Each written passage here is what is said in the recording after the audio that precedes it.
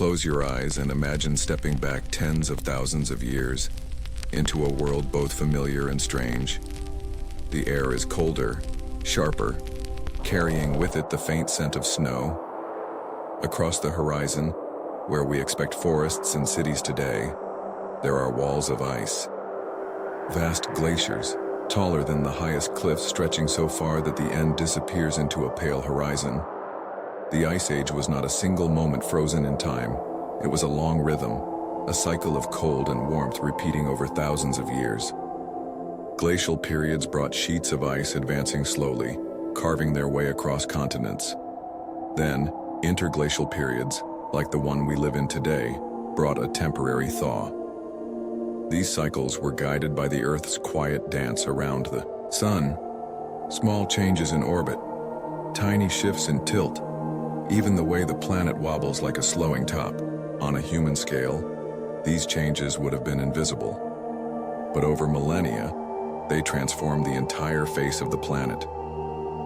At the height of the last great glaciation, ice sheets covered much of North America, Northern Europe, and Asia.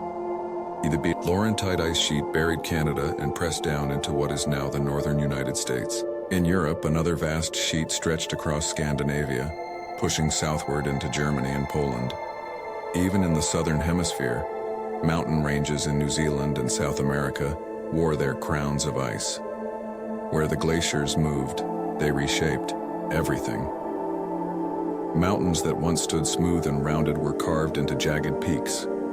Valleys deepened into the broad U-shapes we still see in places like Yosemite or the fjords of Norway. Enormous boulders, lifted and carried for miles, were left stranded in open fields, silent witnesses to the journeys of the ice. Even entire lakes, such as the Great Lakes of North America, were scoured out by the slow advance and retreat of frozen rivers. The world was not smaller then, but it felt different. Sea levels dropped more than 100 meters as water became locked in ice. Coastlines stretched far into what is now the ocean.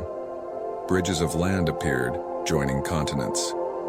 The most famous of these was Beringia, the land bridge between Asia and North America. It wasn't a narrow path, but a wide plain of tundra and grassland, alive with mammoth herds and the first humans who followed them into a new world. Imagine standing on that land bridge. The ground is firm but frozen, covered in dry grasses that somehow endure the cold. Caribou drift across the plains, followed by wolves keeping their distance.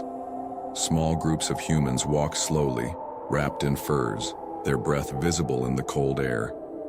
They do not know they are crossing into a new continent. For them, it is simply the next step in a journey of survival. And yet, not everywhere was frozen. Farther south, beyond the reach of the ice sheets, life thrived in warmer refuges. Jungles continued to grow around the equator. Rivers carried fresh water across Africa, South America, and Southeast Asia. Deserts shifted and expanded as climates dried.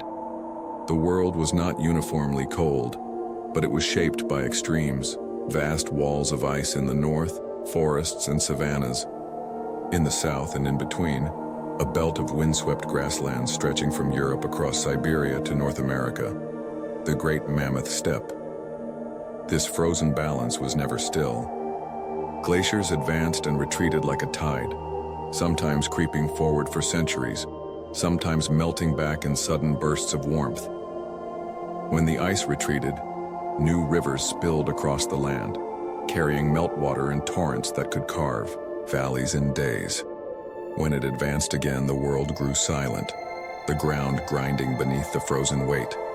If we were to live in that world, we would not have the comforts of houses or heating. There were no walls of stone or wood to keep out the wind, only fire, furs, and tools of bone and stone. The horizon would feel larger, the winters longer. Every day would be a test of endurance against cold, hunger, and the vast indifference of ice. And yet the fingerprints of that age remain with us. The Great Lakes, the scattered boulders across fields, the valleys shaped like bowls and troughs, all of them are remnants of glaciers long vanished. Even the soil in many fertile farmlands began as dust carried on Ice Age winds, settling into thick layers that would one day sustain civilizations. The Ice Age was not just an era of cold. It was a sculptor, reshaping the earth, carving the landscapes we walk today. Its rhythm of advance and retreat gave birth to new lands, new opportunities, and eventually to us, humans learning to adapt to a world ruled by ice. The world of the Ice Age was not empty. Beneath the pale light of a low sun, life endured. And not just life as we know it today, but creatures so large, so strange, that standing beside them, we would feel small, as though we had stepped into a forgotten dream of the earth. This was the age of giants. Across the mammoth steppe, woolly mammoths moved in long, deliberate lines. Their shaggy coats swayed in the wind, hair nearly a meter long, draping over dense underwool that kept them warm even when the air cut like a knife. Their curved tusks swept low to the ground, capable of digging through ice and snow in search of dry grasses. These were not solitary wanderers. They gathered in herds, mothers with calves, old bulls, young adults, dozens at a time, sometimes more. Their trails pressed deep into the frozen soil, leaving pathways that other creatures followed. Beside them lived the mastodons. Stockier, shorter, with straighter tusks, they preferred the patchy forests that clung to the edges of the glacial plains. They tore at bark, branches, and leaves, reshaping woodlands with every step. The steppe was alive with more than elephants. Bison thundered across the plains, shoulders massive, heads lowered against the wind. Muskoxen huddled in defensive circles when danger approached, their wool so thick that snow could rest on their backs without melting. Reindeer migrated in endless lines, their hooves striking the frozen ground in a rhythm older than memory. And then, there were the rhinoceroses. The woolly rhino, broad-shouldered and formidable, carried great sweeping horns that it used to clear snow from grazing ground, or to defend itself against predators bold enough to challenge it. Covered in thick fur, it was as much a creature of the cold as the mammoth itself. But for every herd of grazers, there were hunters waiting. Dire wolves moved in packs across the open grasslands. Larger than the wolves we know today, their jaws and teeth were built for crushing bone. They followed, herds for miles waiting for the weak or the wounded to fall behind. In the tall grass, saber-toothed cats crouched low. Their long, curved fangs gleamed pale in the dim light, weapons built for precision and power. With a single strike, they could pierce the thick hides of prey many times their size. Ambush hunters, they did not chase across the open plains. They waited, patient, silent, and when the moment was right, they leapt. Cave lions, too, roamed these lands, lean, muscular, nearly twice the size of today's lions. They hunted together, driving prey into traps, testing even the mightiest bison or horse. Their roars rolling across the frozen plains must have echoed like thunder in the silence of the Ice Age night. Every creature carried the marks of adaptation. The mammoth's blood was different from ours, capable of carrying oxygen even when chilled to near freezing. Muskoxen's coats were so dense that heat barely escaped. Predators grew larger, stronger, able to withstand the hunger of long winters and the chase across deep snow. Even the smallest animals were shaped by the cold. Arctic foxes, nimble and quick, shifted their coats from brown in summer to pure white in winter, vanishing into the snow like ghosts. Lemmings burrowed beneath the frozen ground, carving invisible networks of tunnels that fed the food chain. Above, owls and ravens followed the herds, scavenging where predators had struck. If we were there, walking out onto that steppe, wrapped in fur, our eyes would be drawn first to the scale of it all. The horizon filled not by trees or buildings, but by movement. Mammoths stretching from one side of the plain to the other. Herds of bison grazing in silence. The distant shapes of predators trailing, always watching, and we would not last long, on our own. A lone human, even with a spear, would stand little chance against the dire wolf, the lion, or the saber-tooth. Survival depended on fire, on tools, and most of all, on each other. It took groups working together to defend against predators or to hunt the giants of the plains. To hear a predator's roar in the darkness beyond the firelight must have been terrifying. To see the shadow of a mammoth looming like a moving hill must have inspired awe as much as fear. Yet both predator and prey, both giant and hunter, were part of a balance, each shaped by the cold, each bound to the rhythm of the glaciers. Today we see them only in bones and frozen remains. A mammoth calf preserved in Siberian ice, its fur still soft. The skeleton of a saber-toothed cat, fangs curved like ivory, scythes. These are reminders of a time when the earth was wilder, sharper, harsher, a time when life grew larger to withstand the cold. The Ice Age was not just an age of ice. It was an age of creatures we can hardly imagine, living side by side in a world of extremes. Giants that walked the frozen earth, predators that tested them, and humans, small, fragile, but learning, moving carefully among them, finding ways to survive. The Ice Age was beautiful in its scale, but it was never gentle. Every day was shaped by risk, every season a test of survival. To live in that frozen world meant to live always on the edge of danger. The first and greatest threat was the cold. Winters stretched long and merciless. Days were short, nights endless, and temperatures fell to levels that could freeze exposed skin within minutes. Frostbite was a constant companion. A hand uncovered too long could lose feeling forever. Breath crystallized in the air, and each step over frozen ground was heavy, weighted with the effort of warmth. Hunger followed close behind. In this world there were no farms, no stored harvests waiting safely indoors. When snow buried the plains, when storms swept across the land, food could vanish in an instant. A single failed hunt meant more than disappointment. It meant days of emptiness with strength fading quickly in the cold. To eat was to live. To go without was to risk everything. And then there were the winds, harsh, restless, carrying with them dust that drifted across continents. These winds scoured the plains until the snow hardened into glassy sheets. They swept warmth from the body, left eyes stinging, and carried storms that could bury a camp in hours. To face the wind without shelter was to walk against an invisible wall, each gust cutting deeper than the last. But the dangers were not only weather and hunger. The earth itself shifted and changed. Glaciers advanced slowly but with unstoppable force, crushing forests and pushing rivers aside. When they melted, the floods were sudden, immense, capable of carving valleys in a matter of days. Lakes dammed by walls of ice would sometimes burst, unleashing torrents that tore across entire landscapes. For those who lived nearby, there would be no warning, only the roar of water, unstoppable and final. Volcanoes added their own violence. Across the Ice Age world, eruptions sent ash and fire into the air, dimming sunlight and cooling the planet for years at a time. Crops could not grow in those shadows. Herds would vanish, and humans, already fragile in the cold, were pushed to their limits. Even in calmer times, danger lurked in the hunt. To bring down a mammoth, or even a bison, was a task of enormous.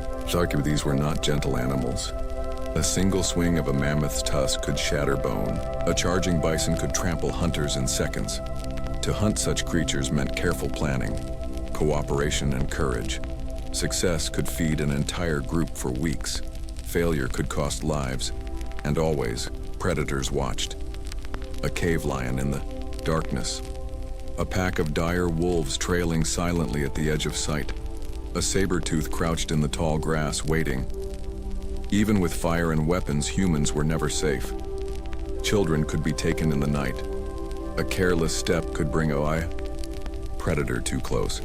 To survive, people learned to sleep lightly, to post watchers near the fire, and to move often, never lingering too long in one place. Disease, too, found its way into the frozen world. Though we imagine the Ice Age as empty and clean, illness, still traveled in close bands of people. Wounds from hunts could fester. Infections, small and unseen, could claim lives just as surely as predators or cold. There were no medicines, no healers beyond the knowledge of herbs and fire.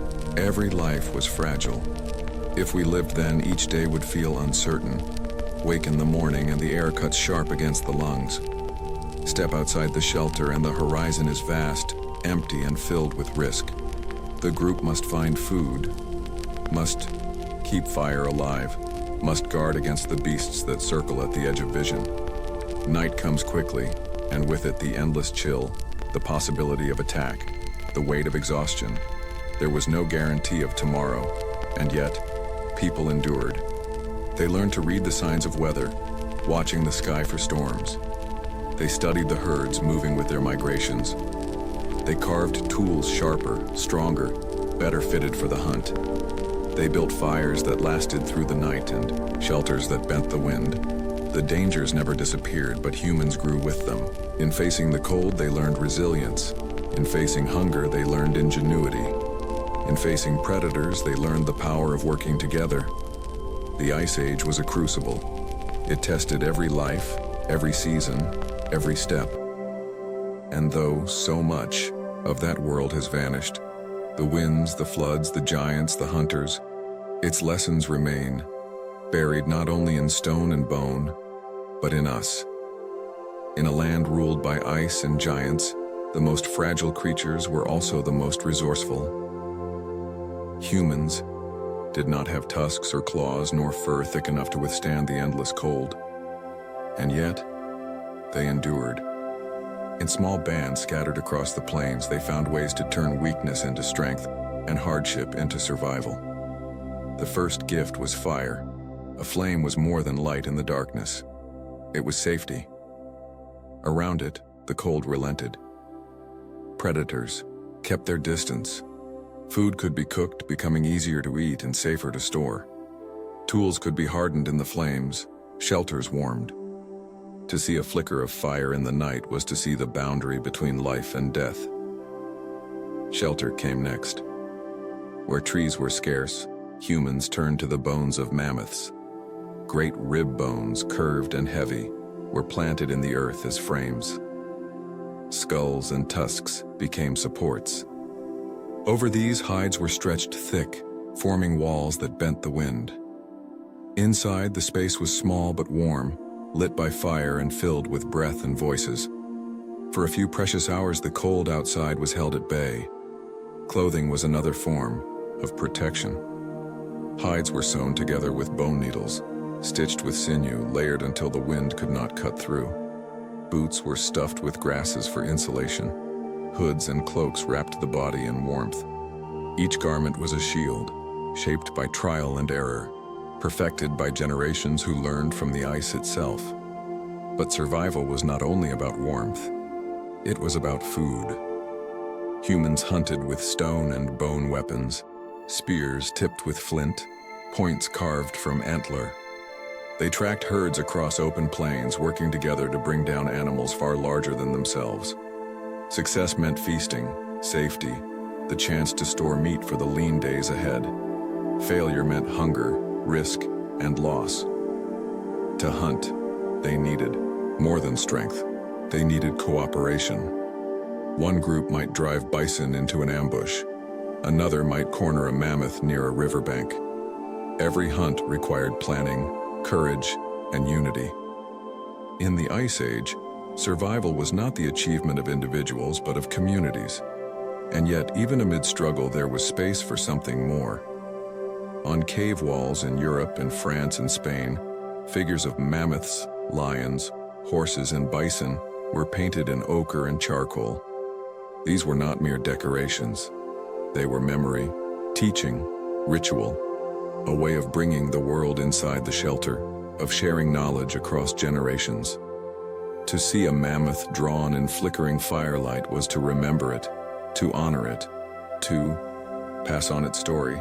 Carvings too were made, small figures shaped from bone and ivory, tools etched with patterns. These works remind us that even in an age of survival, imagination endured. In the deep cold, humans still dreamed. They also moved, As glaciers locked up water and sea levels fell, land bridges opened.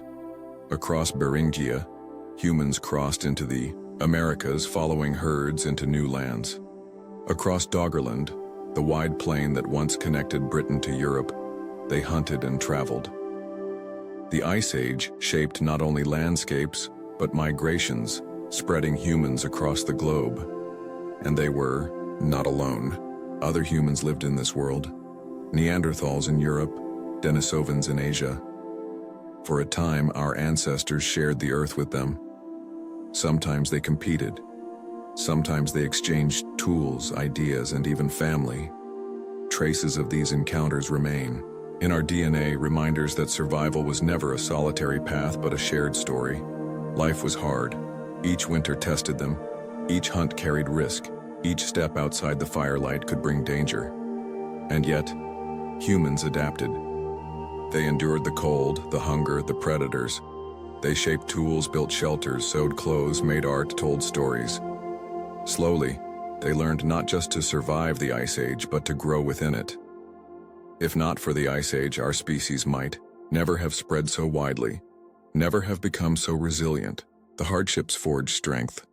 The dangers carved ingenuity. The cold taught us to work together, to imagine, to prepare. In the end, when the glaciers retreated and the great beast began to vanish, humans remained.